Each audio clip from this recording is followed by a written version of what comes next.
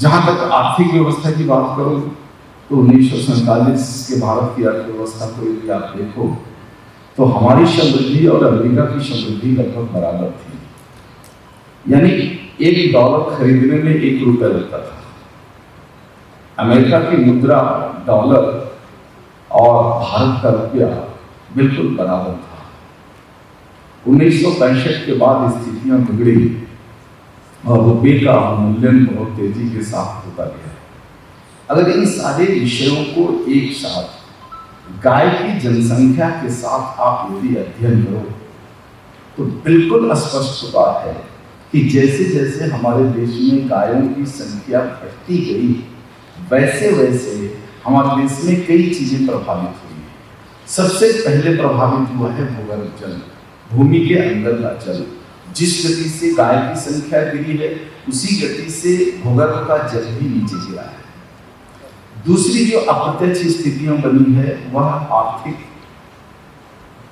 स्थितियां बनी है कि धीरे धीरे हमारे रुपये का अवमूल्यन हुआ और दुनिया के बहुत सारे देशों के मुकाबले हम गरीब होते चले गए।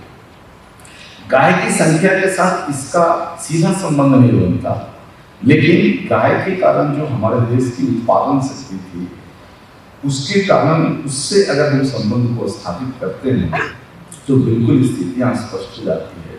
चिकित्सा का भी सीधा संबंध गाय से नहीं बैठता, लेकिन स्थितियां तो बिल्कुल यही कहती है कि जैसे जैसे गाय की संख्या बढ़ी है वैसे वैसे भारत में रोगों की संख्या बढ़ती गई है।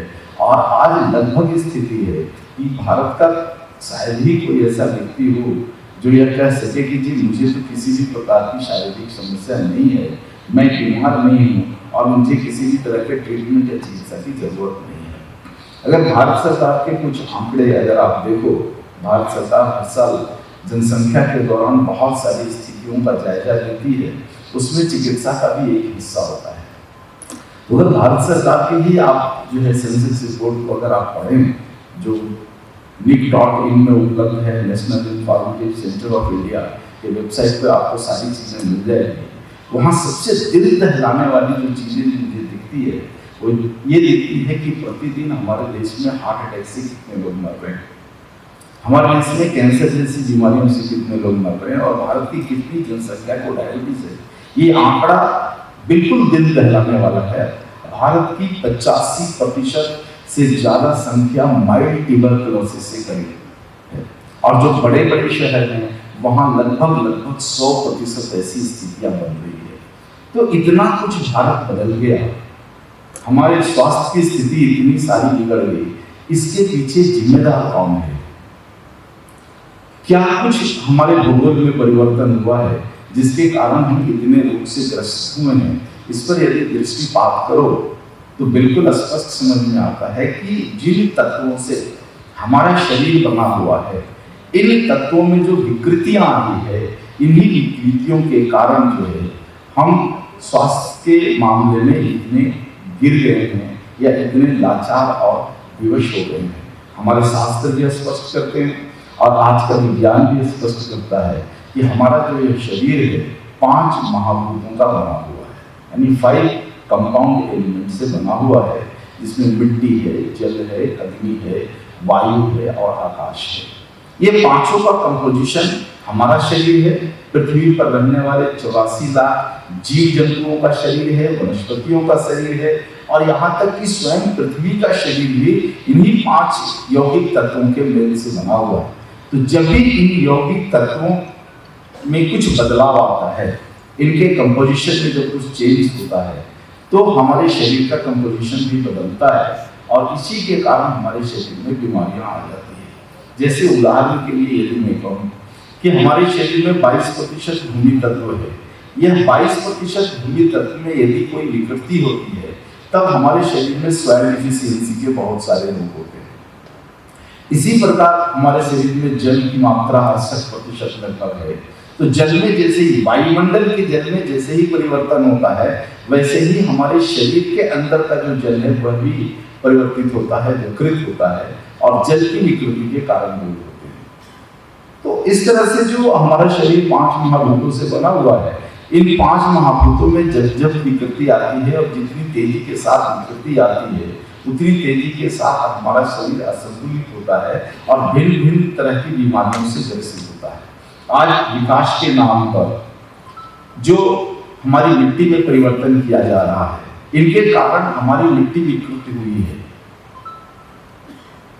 जो कारखाने और जो रासायनिक उत्सर्जन हो रहे हैं कारखानों से, उसके कारण हमारा पानी विकृत हुआ है, पानी विषैला हुआ है।